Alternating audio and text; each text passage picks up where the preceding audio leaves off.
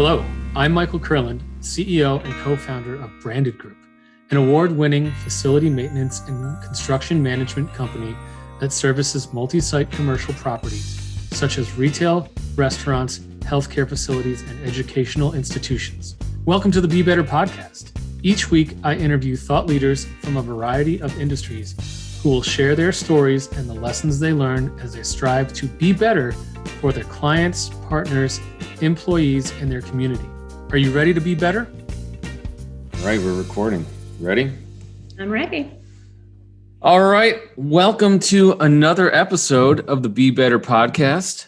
I'm your host, Michael Kurland.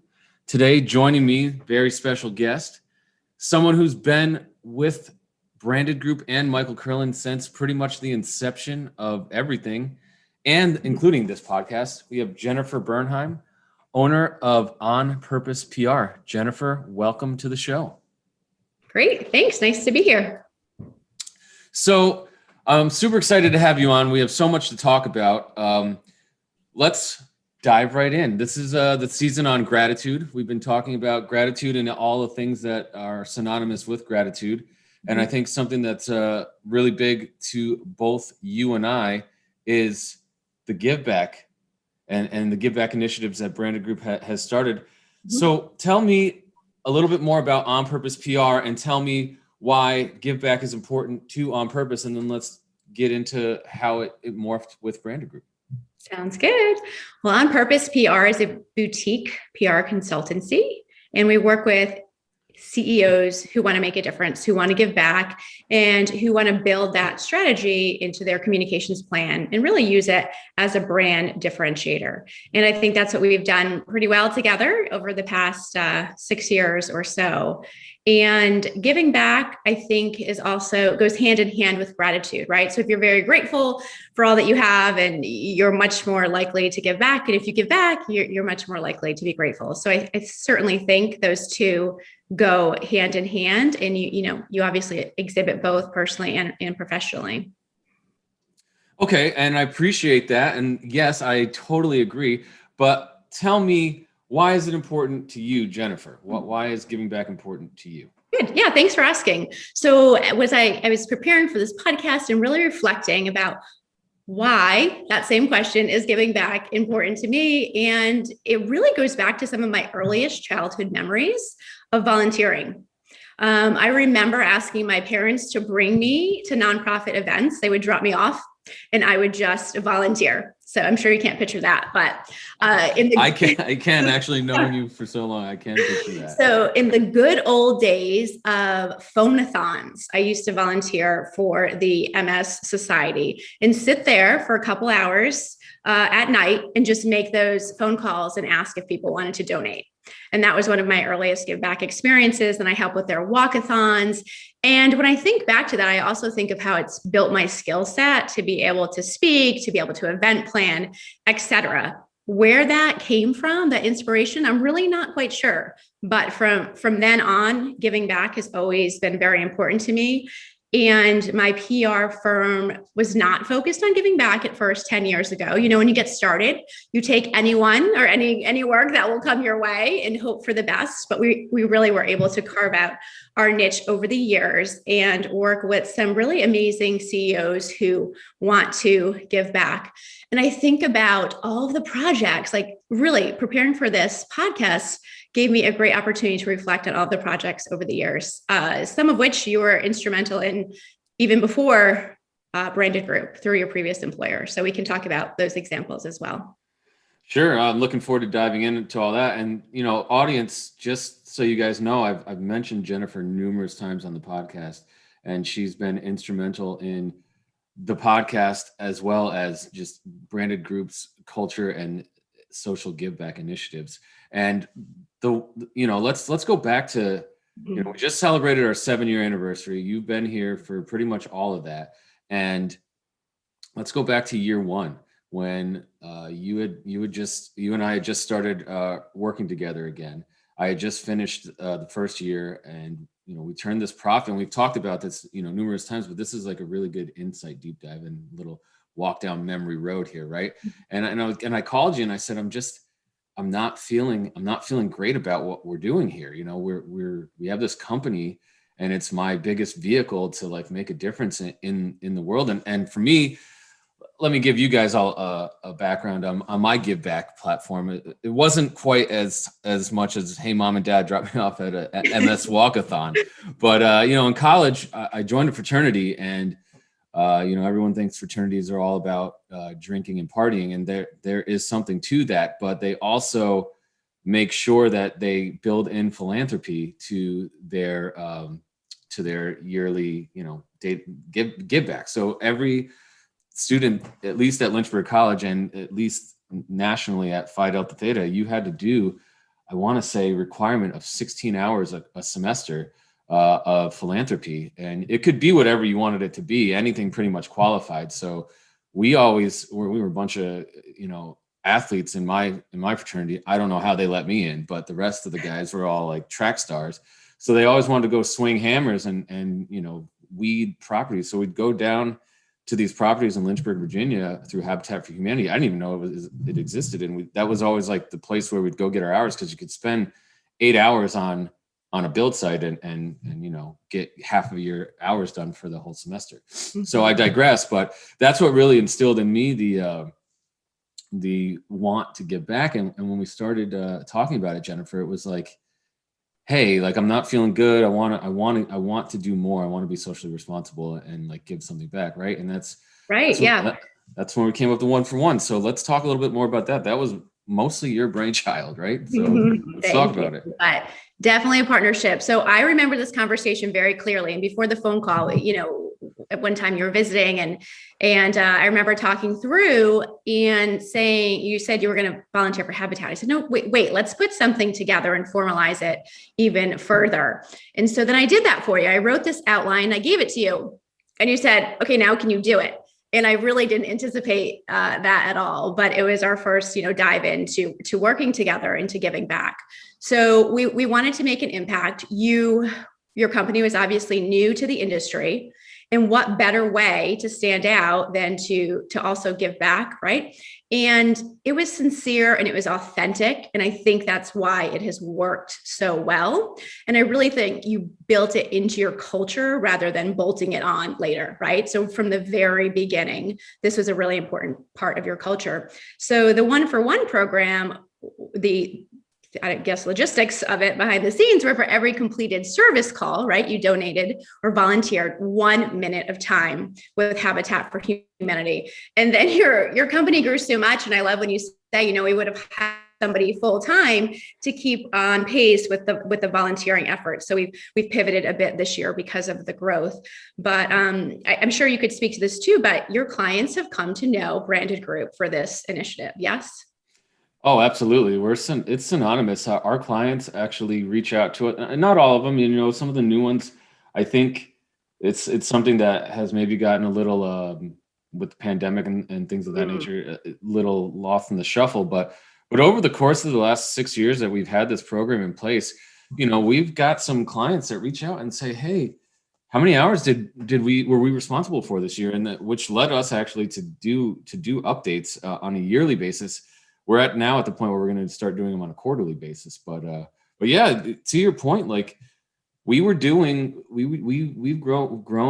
the program so much that we would have had to have hired probably 3 people full-time just to do service hours, 40 hours a week, to complete the amount of hours in the last year. So, right. So yeah, it's to me, that's successful. I mean, you know, I think, and thank you for pointing out the other thing that you just said was, it was authentic, right? Like I never came to you and said like, hey, I'm trying to look for some kitschy sales pitch to like increase business. No, I wanted to give back because I felt a hole in my heart of what was I really doing? What was I didn't feel complete. And we were able to put that on paper, and you know, you kind of just like ran through that really quickly, but I really want to touch on that. That was very important because I mean, working with me for all these years, you know, I'm a pretty, you know, I want what I want, and like it's got to be perfect to before I'm going to agree to something.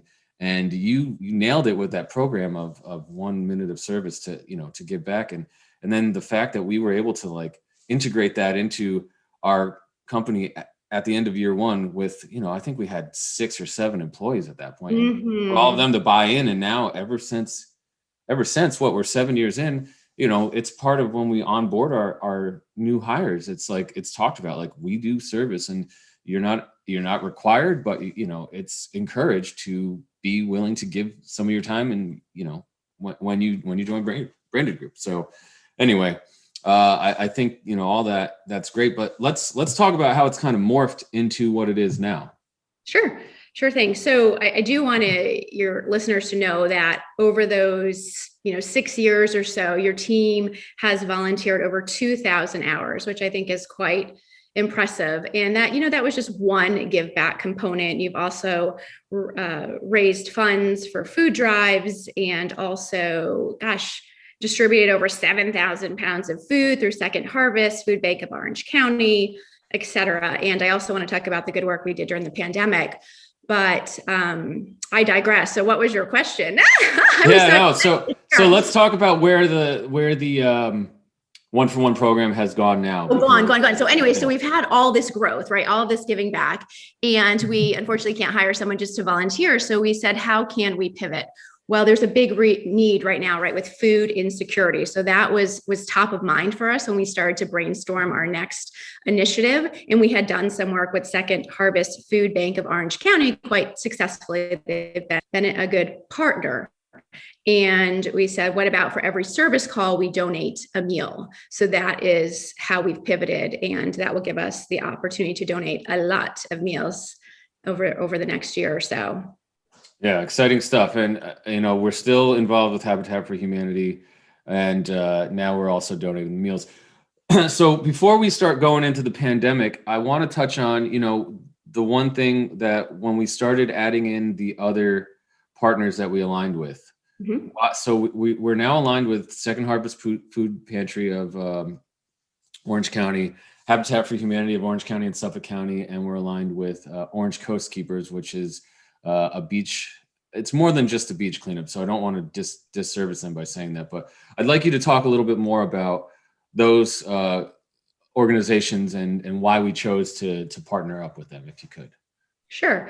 We knew from the beginning that we had to find causes that aligned, right? You need to carve out your lane, because otherwise, as you saw, every request that comes through for a donation or give back, you kind of get sidetracked and your efforts get diluted. So I'm very big in advising clients to choose 1, 2, 3 causes and staying within those lanes. And we did outline those really years ago. And I also try to align with a bigger picture, which is the UN sustainability goals. So our goals locally align with the global sustainability goals about, providing sustainable housing, supporting life underwater, et cetera. So we look at the bigger picture worldwide and think about what can we do at a local level to make an impact. And that's how we chose the organizations that we've partnered with. I think another thing, I'd love for the listeners to take away from this call is that every organization, regardless of size, can find some way to give back. And you don't have to start with global goals, but start with what are the needs right in your backyard and within your own community. And we were obviously able to do that.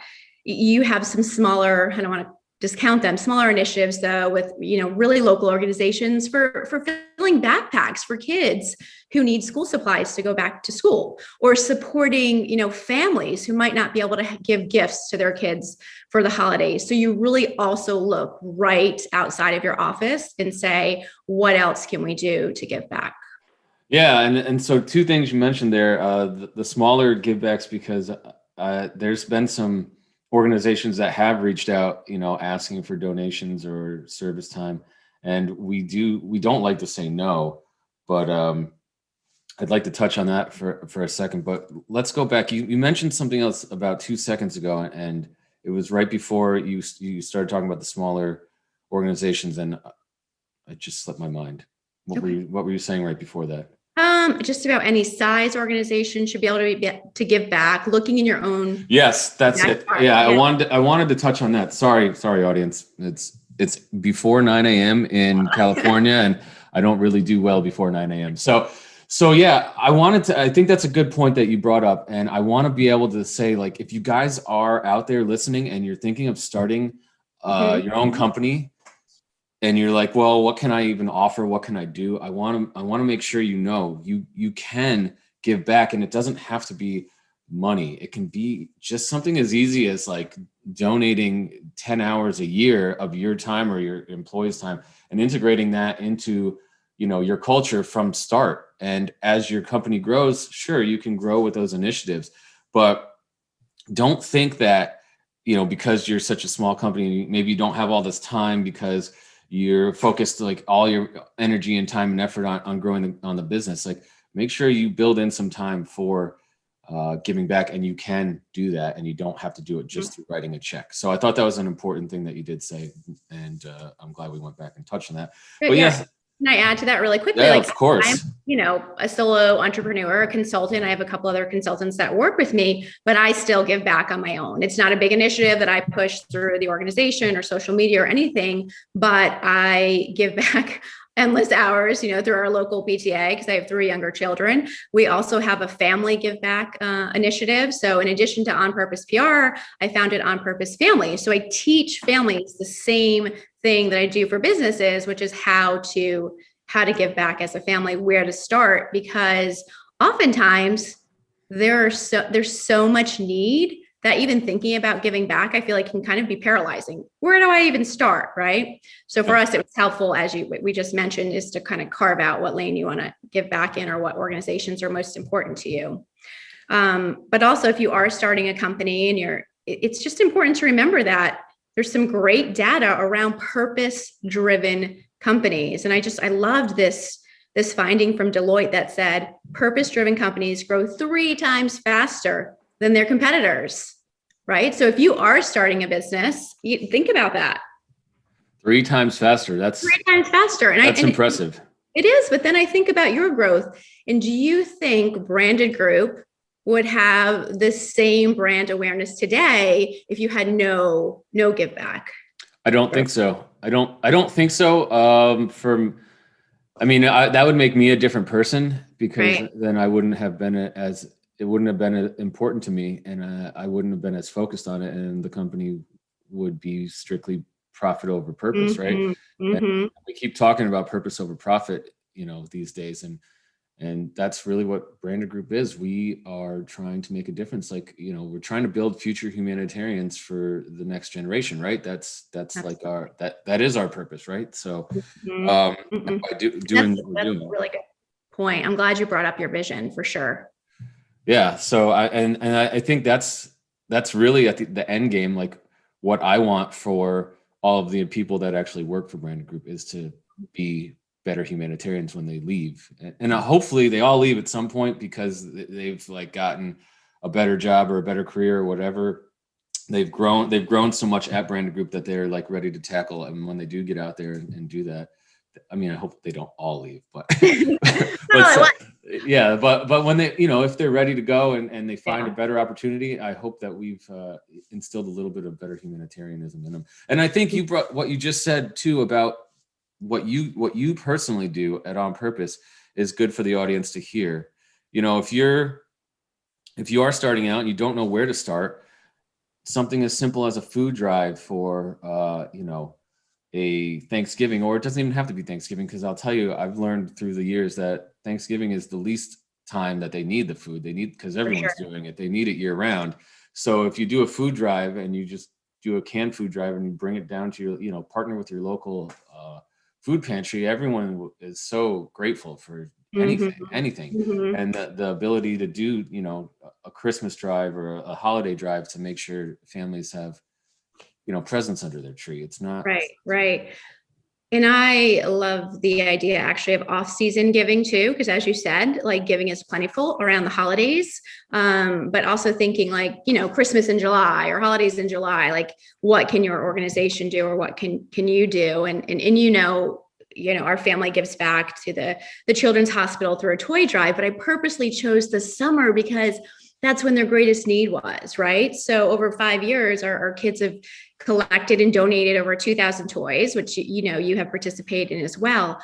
But when we bring those toys in September, they always say, thank you, we have nothing left. So thinking about the needs of your organizations around you, even outside of the holiday time is important too. Yeah. And, I know we're jumping all over the place. I know there's so much good stuff. I was so excited. Yeah. Yeah. But I want to highlight that, like, you are instilling in, I'm trying to build future humanitarians through Branded Group. You're building future humanitarians through your family. I mean, the work that Jennifer's children do for this toy drive every year, it's amazing. They've doing it for 5 years now, you said? And the fact that you guys have done 2,000 toys for the Children's Hospital is just, kudos to you and the fam for that. So thanks. I believe it all starts at home. But let's go back to, if you are an organization, how you want to get started. Do you mind if I give a few concrete tips? No, not at all. Let's do it. Listeners? All right. Some data. Yeah, good. So of course you definitely want to assess your own culture, right? So if you've never talked about giving back before to your employees or your team, take a pause before you roll out an initiative in looking at your mission and your vision and the purpose of your organization, as well as your values. And Mike and I, we did this years ago through a formalized workshop, and that's where we came up with the vision and the values that are still standing strong today. After that, really think about what issues matter to you personally, because that is when the give back is authentic, right? That's why it worked for you, Mike, because habitat was also very important to you. And you can think and maybe survey employees too about what organizations might be important to them. And then also just taking the time to research those potential nonprofit partners. What have they done over the years? I always reach out and have an interview if we're going to partner, because you want to know, what are best practices for other corporate partners that you've had before, what works well or not so well, and really just getting a feel for that nonprofit. Because I will tell you, not every nonprofit is automatically the best fit for your organization. So if you take anything away from this call, make sure you do your research first before you start to partner with another organization, or if you're going to formalize your program.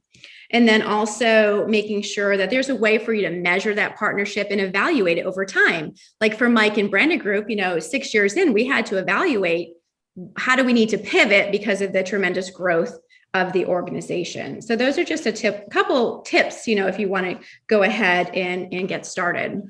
I want to add one more to that, and that's be creative. When you start out as a small company, you're going to reach out to these nonprofits.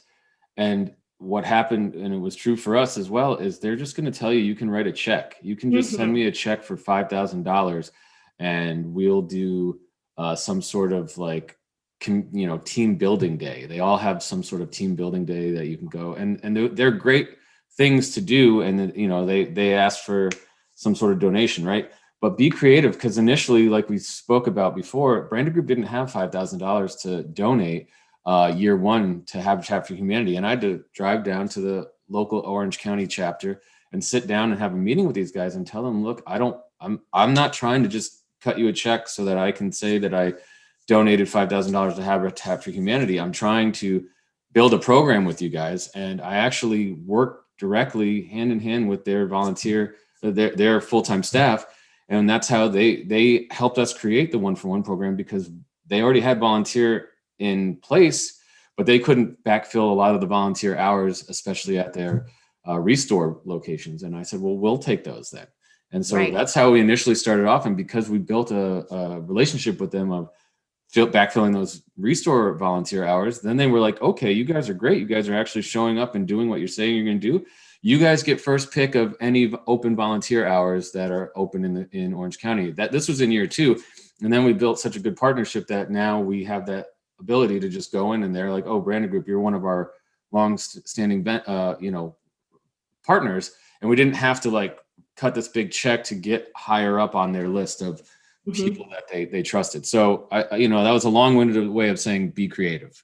No, but that's a great point, because you identified what is the pain point or what is the real need of that organization. It was for people to fill volunteer roles in their restore, right? So it was a great partnership because you couldn't maybe write a check right then, but they also had this need. So it was a really good fit. So yes, make sure you encourage your listeners to ask those questions and to get creative. And if we can, think about that right now too, and getting creative during the pandemic, if you don't mind, if we talk about the give backs. What a great segue. I was just going to say it. So you can do it. Go ahead. Let's talk about the virtual 5K, your brainchild, which I loved. Okay. I wish I ran a faster time, but go ahead. I think I beat you on that one. You definitely did. So we're, midst of pandemic, and you stayed true to the course of still wanting to give back because the need was really greater than ever.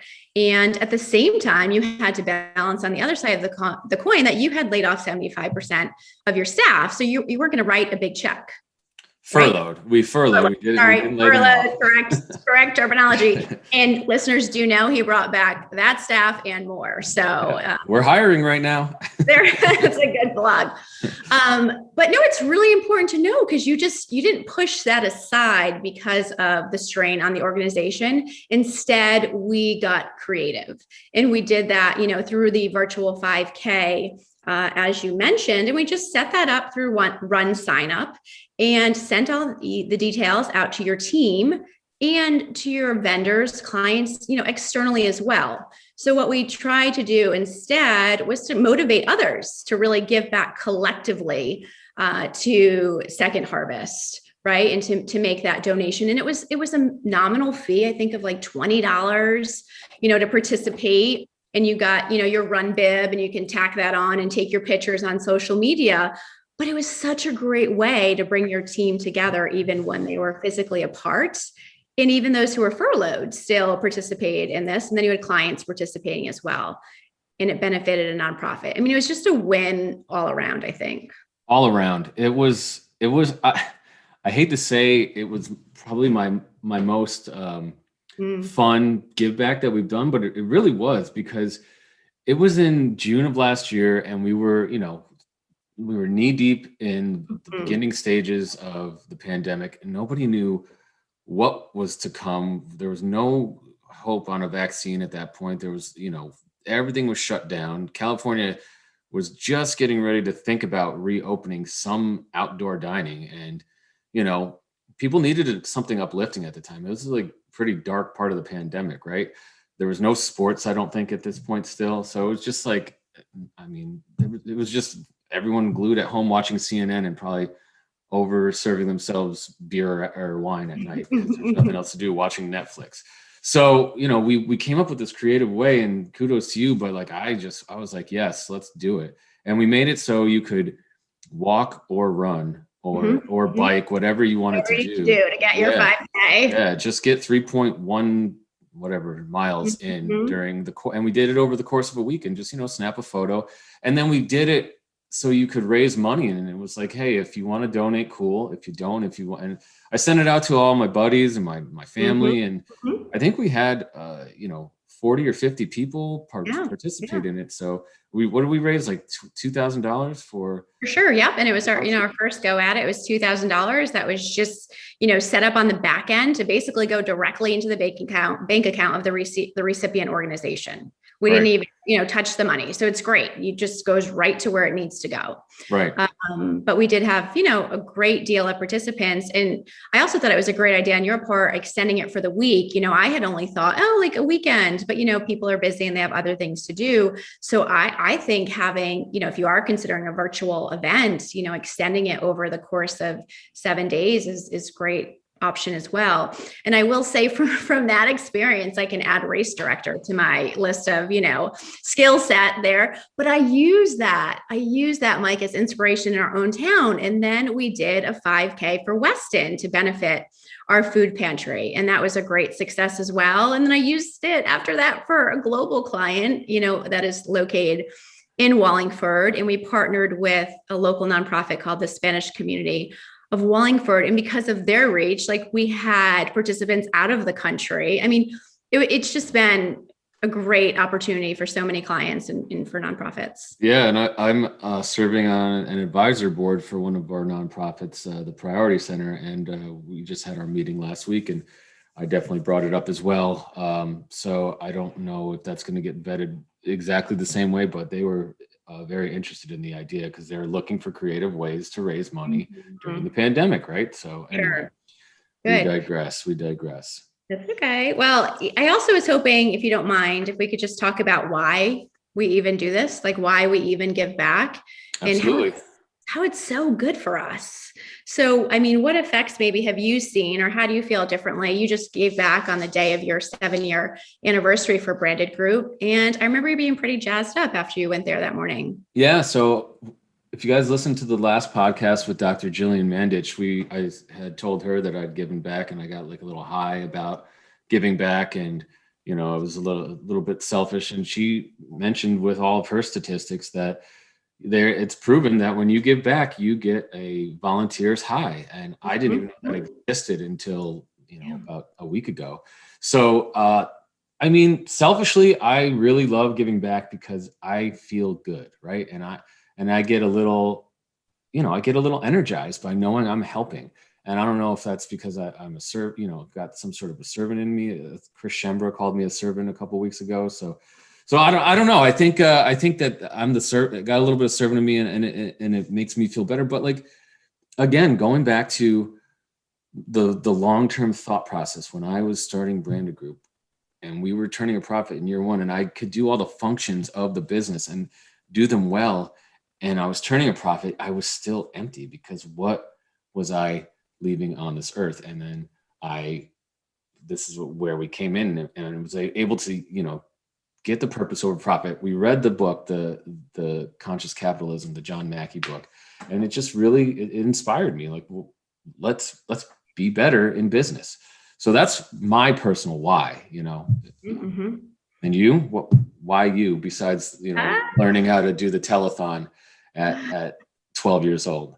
Same. No, I really think I just enjoy, and the same with you. I think servant leadership is part of who I am as a leader, because you can't encourage others to do something that you're not doing, right? And especially as a parent, I think it's key to show my kids how to be able to give back in the community. I mean, but the research shows, like what Dr. Jillian said, you do get that little volunteer rush, the same we get maybe when we're working out. It connects you to your community. It gives you greater purpose to volunteer. Research has shown it even helps to combat depression and anxiety, right? It makes you happier. Like there's so many benefits to volunteering or giving back as an individual. You kind of think, well, why wouldn't you, right? But then think about what that means for your organization. Happy employees, right? Absolutely. Higher employee retention. And then you share what you've done with the greater audience, and you're also, I think, getting loyalty from your clients and from your industry, et cetera. I mean, Mike, now you're being called just to speak about these programs, and your Be Better mantra, like it's part of who you are. So I just think there are so many benefits to giving back, like personally and professionally, and then for the greater good. I think, and to go now back into the higher season 3 focus of gratitude, when I'm on site and I'm doing packing food boxes, or I'm fixing a veteran's home who can't do it for themselves, can't afford to do it for themselves through Habitat, you get a sense of a glimpse into the window of these other people's lives, like what, and it makes you so grateful for what, at least it makes me so grateful for what I have. And it also, just reminds me, like, there's a lot of other people out there that are not as fortunate, and just to be able to help them, my dad, when he was at the end of his life, he was a very stubborn man, and he could have used a box of this food delivered to him. And I think more so for, he could afford his own food, but just getting to the grocery store for him or cooking it was something that he probably could have used a little help with. And like, I think about him when I'm packing these boxes, and these other people out here that probably are struggling with the same things, or maybe they're living independently it's a chore for them to stand in the kitchen for 30 minutes and prepare a meal. It's probably a chore to walk around a grocery store, and like just giving that back and making sure that they're, experiencing a little bit better. It makes me feel some gratitude. So anyway, I wanted to tie the gratitude in on that. Yeah, no, absolutely. And it does make you much more self-aware of all the gifts that you have in your own life, right? I think that's important. Yeah, when you give back. And I really believe that, to much, to people, too much, how do they say it? Too much who has been given, much is expected. So we've been given a lot between opportunities and health and a roof over our heads. So I think it's expected that we also give a lot. Yeah. And I think through pandemic, Dr.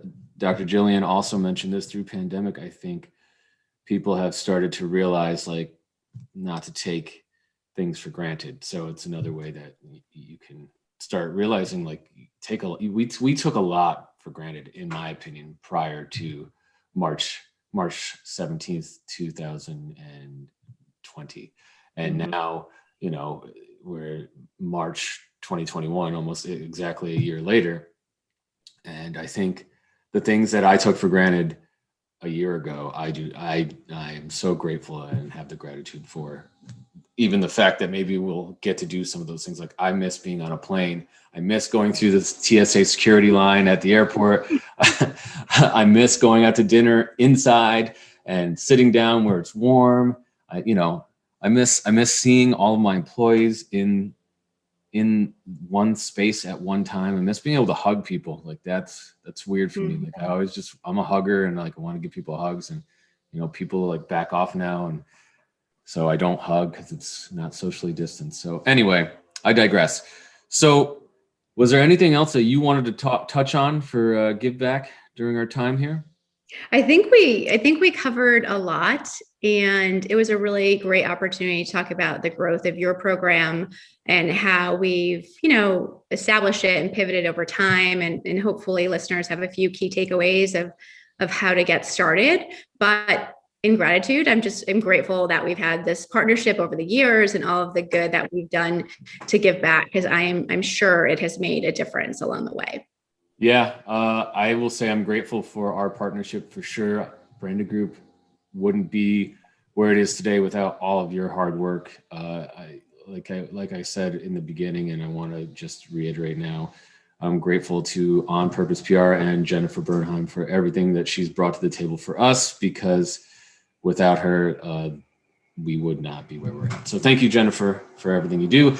But you're not getting off the hook that easily. So if you were to say you were an expert at anything for our audience, what advice would you have for our audience to become an expert at said thing? How is it that I listen to every single episode and hear this question and never thought to prepare for it? I don't know. So you're getting me on that one. I guess it's similar to a call yesterday, kind of what is your superpower too? And I said right now during the pandemic, I don't know if I'm an expert at being a mom, but I try really hard and I try really hard to lead by example. So yeah, I hate that I didn't think about that question, because I don't like being caught off guard. Well, I'm glad I got you. So you're an expert mom. You're expert at being. I don't know, but yeah, I like maybe just leading by example and leading authentically, and living walking the talk, I guess I should say, especially when it comes to giving back. I love it. Well, Jennifer, thank you for coming on. Been looking forward to getting you on for a while now, and hopefully we'll make this one of many appearances. If the audience wants to get a hold of you, how can they do so? Sure, through LinkedIn, Jennifer Bernheim, or J Bernheim at onpurposepr.com. All right, Jennifer. Well, thank you so much, and audience, until next time.